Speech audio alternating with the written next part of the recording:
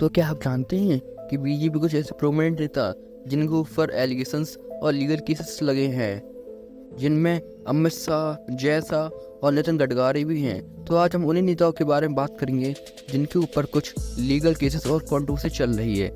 चलिए हम अपनी वीडियो शुरू करते हैं। नंबर 10, कैलाश विजयवर्गीय। कैलाश विजयवर्गीय के खिलाफ भी कुछ केसेस और कंट्रोवर्सीज रही हैं, खासकर उनकी स्टेटमेंट और पॉलिटिकल डिसीजंस को लेकर। इन केसेस का आउटकम उनकी फेवर में ही रहा है।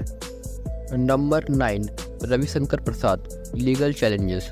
रविशंकर प्रसाद के खिलाफ भी कुछ लीगल चैलेंजेस रहे हैं, खासकर उनके पॉलिटिकल्स और एडमिनिस्ट्रेटिव डिसीजन को लेकर। इनका जजिकल आउटकम क्लियर नहीं है। Number 8, Pragya Thakur. Malegaon blast case. Pragya Thakur जो एक बीजेपी एमपी हैं, उनके खिलाफ 2008 मालेगांव ब्लास्ट केस में टेररिज्म और कॉन्स्पिरेसी के चार्जेस थे। उन्हें बेल मिल गई थी और ट्रायल के दौरान उनका स्टेटस अलग अलग रहता है। Number 7, Anurag Thakur. Contempt of court. Anurag Thakur के खिलाफ 2016 में कंटेम्प्ट ऑफ कोर्ट का कोई केस था, जब उन्होंने देश के गद्दारों को कमेंट किया। सुप्रीम कोर्ट ने इस केस को सीरियसली लिया और ठाकुर को वार्निंग दी, लेकिन इस केस का फाइनल आउटकम उनके फेवर में रहा।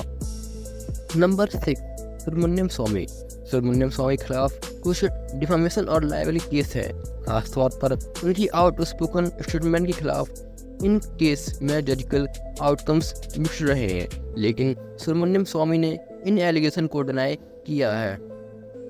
Number 5, Babul Supriyo. Controversial statements.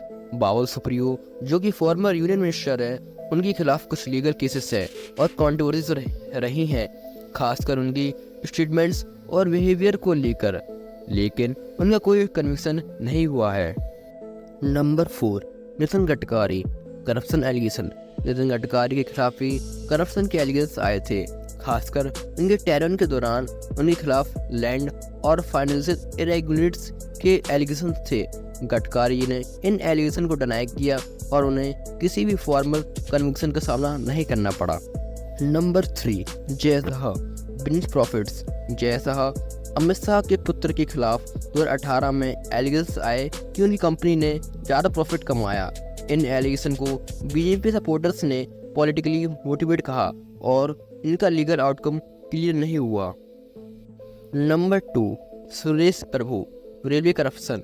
Suresh Prabhu जो कि रेलवे मिनिस्टर रहे हैं, कि टेन्योर के दौरान उनके खिलाफ कुछ करप्शंस और मिसमैनेजमेंट की एलिगेशन आए। इन एलिगेशन को हैंडल करने के लिए उन्हें कई बार इन्वेस्टिगेशन का सामना करना पड़ा, लेकिन इनमें से किसी भी केस में कन्विक्शन नहीं हुई। नंबर 1, अमित शाह। गुजरात राइट्स 2002।